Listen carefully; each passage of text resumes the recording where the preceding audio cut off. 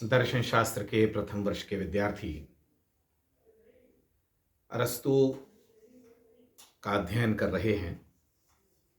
पिछले वीडियो में यह चर्चा हमने की कि अरस्तु प्लेटो के द्विजगत सिद्धांत की आलोचना में 7 तर्क प्रस्तुत करता है। आज के वीडियो में हम इन्हीं तर्कों पर एक एक करके चर्चा करेंगे। पहला तर्क जो अरस्तु प्लेटो की टू वर्ल्ड थियोरी के अगेंस्ट, या जिसको हम कहते हैं कि थ्योरी ऑफ आइडियाज के अगेंस्ट देता है, वह कहता है कि ideas do not explain existence of things. देखिए, यहां पर भी प्रमुख बात द्विजगत सिद्धांत के विरोध में जाती हुई नजर आती है। अरस्तु कह रहा है कि देखिए, प्लेटो ने 2 जगत मान लिए और जो दूसरा जगत है, जो ट्रांसेंडेंटल जगत है, जो देश कालातीत जगत है, वहां प्रत्यय निवास करते हैं। यह करके प्लेटो ने इस जगत की व्याख्या के प्रति क्या योगदान दे दिया? बड़ा प्रश्न है ये। मेटाफिजिक्स का काम, जो मेटाफिजिक्स अरस्तु का ग्रंथ भी है, फिलॉसफी भी है, मैं आपसे ये वाली बात करूं उससे पहले मैं आपको एक दूसरा जो तथ्य है जो हमको अरस्तु के विषय में जानना चाहिए, उसका भी जिक्र करता चलूं। अरस्तु से पहले फिलॉसफी और साइंस का फर्क मौजूद नहीं था। अरस्तु वह पहला दार्शनिक है जो विशेष ज्ञानों को सामान्य ज्ञान से अलग करता है। यहां पर सामान्य ज्ञान का मतलब जनरल नॉलेज नहीं है। यहां पर सामान्य ज्ञान से मतलब सामान्यों के ज्ञान से। तो जो अति सामान्य हैं, जो बेसिक प्रिंसिपल्स हैं, जो अल्टीमेट रियलिटीज हैं, जो परम सत्ताएं हैं, उस ज्ञान से संबंधित विधा को अरस्तु फर्स्ट फिलॉसफी कहता है। और दूसरी बात, जहां विज्ञानों की बात आती है, वह यह कहता है कि चीजें हमको जैसी दिखाई देती हैं, यदि केवल उनका वहीं तक अध्ययन करना होता, या हमारी सत्ता केवल वहीं तक होती, यथार्थ केवल वहीं तक होता, तो विज्ञानों के अध्ययन से अधिक किसी अध्ययन की जरूरत नहीं पड़ती। लेकिन क्योंकि विज्ञान के मूल में भी कुछ और सत्ताएं हैं और उन सत्ताओं का अध्ययन किया जाना परम आवश्यक है, अतः उन सत्ताओं का अध्ययन करने के लिए हमें दर्शन की आवश्यकता होती है। तो दर्शन फर्स्ट फिलॉसफी है और साइंसेस को वो सेकंड फिलॉसफी, द्वितीय चरण के विज्ञान या द्वितीय विज्ञान, आप जैसा भी इसका ट्रांसलेशन पुस्तकों में किया हुआ आप देख सकते हैं। तो फर्स्ट फिलॉसफी, तो फिलॉसफी उस सामान्य अर्थ में फिलॉसफी जिसको हम आज कहते हैं प्रचलित अर्थ में, और विज्ञानों को वह सेकंड फिलॉसफी कहता है। फिर बहुत आगे जाकर के हम ये देखेंगे कि मॉडर्न फिलॉसफी में देकार्त इसके आगे के डिफरेंसेस, विज्ञानों के, स्पेशलाइज्ड विज्ञानों के डिफरेंसेस शुरू करता है। बहरहाल ये जानना महत्वपूर्ण है कि अरस्तु फिलॉसफी और साइंस का फर्क पहली बार करता है। The ideas do not explain existence of things. पहला आर्ग्यूमेंट प्रत्यय सिद्धांत के या द्विजगत सिद्धांत के विरोध में। इस जगत की वस्तुओं की व्याख्या प्लेटो नहीं कर पा रहा है। विज्ञानों को मान लिया, उसके कारण होंगे, लेकिन किसी भी चीज को मानने में, दर्शन में, तत्व मीमांसा में हमारा प्रथम सरोकार है कि हम जगत की वस्तुओं की, हम जगत की सत्ताओं की या सत्ताओं की व्याख्या करें। और यहां पर जगत की वस्तुओं की व्याख्या नहीं संभव हो रही है प्रत्ययों को मान लेने से, अतः प्रत्यय जगत को मानने का कोई औचित्य प्लेटो के पास नहीं है। इस जगत की वस्तुओं की व्याख्या क्योंकि प्रत्ययों के माध्यम से नहीं हो सकती, अतः प्रत्ययों को मानना किसी भी दृष्टि से उपयोगी नहीं है। दूसरा तर्क, relation of ideas and things is not explained.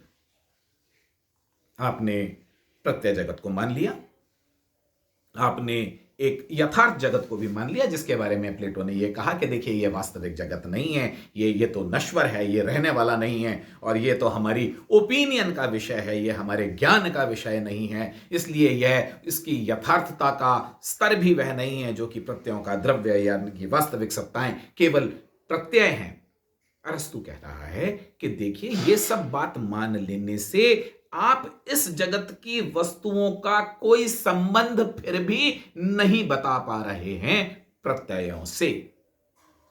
तो जब विद्यार्थियों ने प्लेटो का अध्ययन किया तो वो ये कह सकते हैं कि नहीं देखिए साहब, प्लेटो ने इसमें ये बताया कि इस जगत की वस्तुएं प्रतिकृतियां हैं और अपूर्ण प्रतिकृतियां हैं, या ये पार्टिसिपेट करते हैं प्रत्यय अपने विशेषों में। तो अरस्तु का तर्क ये है कि देखिए ये सब केवल शाब्दिक विन्यास है, इससे किसी अर्थ की प्राप्ति नहीं हो रही है। इनको कॉपीज कह देना, इनको पार्टिसिपेट करते हैं आइडियाज, इनके अंदर इसमें अंश भागिता है, यह सब कह देने से ना तो कोई अंश भागिता सिद्ध हो रही है और ना ही इस जगत की वस्तुओं की वैसी व्याख्या हो रही है जैसी कि दार्शनिक दृष्टि से आवश्यक है।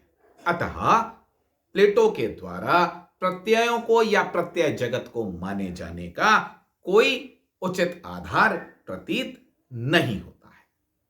तीसरा तर्क वह कहता है कि देखिए मान लीजिए, वो एक रियायत दे रहा है, मान नहीं रहा है, वो ये कह रहा है कि मान लीजिए, हम फर्ज करें कि हम थोड़ी देर के लिए मान भी लें कि उसने इस जगत की वस्तुओं की व्याख्या कर दी, तो भी यह जगत कैसा है? प्लेटो ने भी माना, अरस्तु भी कहता है कि संपूर्ण जगत परिवर्तनशील है। इस जगत की समस्त वस्तुएं निरंतर गतिमान हैं, परिवर्तन को प्राप्त हो रही हैं। यह जगत, संपूर्ण जगत, जगत की प्रत्येक वस्तु परिवर्तनशील है।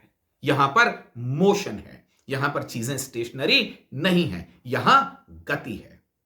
तो motion of things, world can not be explained bye static ideas. मान लीजिए कि उसने जगत की वस्तुएं सिद्ध भी कर दी, तो भी वह इस जगत में या इस जगत की वस्तुओं की गतिशीलता को, यहां के मोशन को एक्सप्लेन नहीं कर सकता। यह वर्ल्ड कैसा है? संभूति। संभूति एक शब्द है दर्शन में जिसके मायने अंग्रेजी में बिकमिंग होते हैं, और बीइंग और बिकमिंग का एक भेद दर्शन में किया जाता है। और अरस्तु भी मानता है और प्लेटो भी ये वाली बात मानता है कि जो हमारा अनुभविक जगत है वह बीइंग नहीं है, वह बिकमिंग है, वह कुछ हो रहा है, वह है नहीं उस मायने में जिस मायने में दर्शन में होना शब्द का प्रयोग या रियल शब्द का प्रयोग किया जाता है। तो this world is a world of change, a constant change is prevalent in the entire world। पूरी सृष्टि में एक निरंतर गति बनी हुई है, परिवर्तनशीलता बनी हुई है। और प्रत्यय कैसे हैं?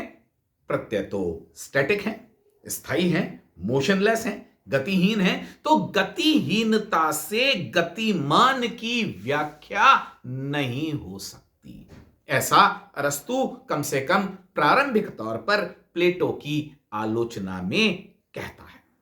और एक बड़ा अच्छा उदाहरण यहां दिया जाता है कि देखिए प्रत्यय इस जगत के संदर्भ में कैसे हैं, जैसे कि एक ड्राइंग का जहाज एक ड्राइंग के समुद्र पर बना दिया जाए, उससे मोशन का कुछ भान देने की तो कोशिश की जाए, लेकिन क्योंकि जो चित्र होते हैं उनमें तो गति नहीं होती। आप लहरों की ड्राइंग बना सकते हैं, आप किसी गतिशील यान का चित्र बना सकते हैं, लेकिन जैसे कि चित्र का जहाज चित्र के समुद्र के ऊपर स्थायी ही रहेगा, उसी प्रकार गतिहीन प्रत्ययों से गतिमान विशेषों की, अनुभविक जगत के विषयों की व्याख्या नहीं हो सकती है। अतः प्रत्यय सिद्धांत या द्विजगत सिद्धांत कोई बहुत सुदृढ़ सिद्धांत नहीं है।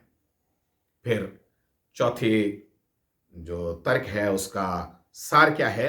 Ideas are unnecessary duplications, nothing is explained by them. यहां पर थोड़ा सा व्यंग्य भी अरस्तु करता है प्लेटो की बात पर। वह कहता है कि देखिए प्रत्ययों को क्यों मान रहा है प्लेटो? आखिरकार ऐसी मजबूरी क्या आ गई है प्लेटो के सामने कि उसे प्रत्यय जगत को स्वीकार करना पड़ रहा है या प्रत्यय जगत को निर्मित करना पड़ रहा है? वास्तव में तो है नहीं, अरस्तु का तो स्पष्ट मानना है। तो फिर प्रत्यय जगत को मानने के लिए प्लेटो क्यों बाध्य हुआ जाता है?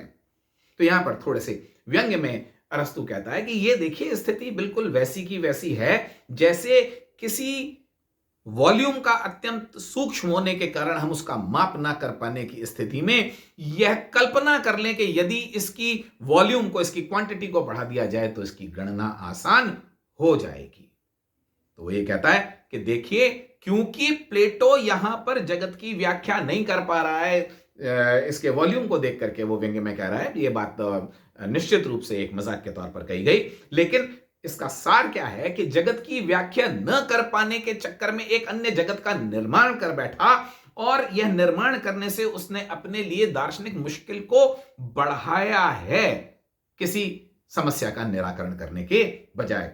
दूसरे जगत का निर्माण न करते हुए यदि प्लेटो इसी जगत के विषयों की व्याख्या करने का प्रयास करता तो शायद प्लेटो के लिए स्थिति ज्यादा उचित होती, किंतु ऐसा न करके प्लेटो ने अपने लिए आलोचना का बिंदु तैयार कर लिया है।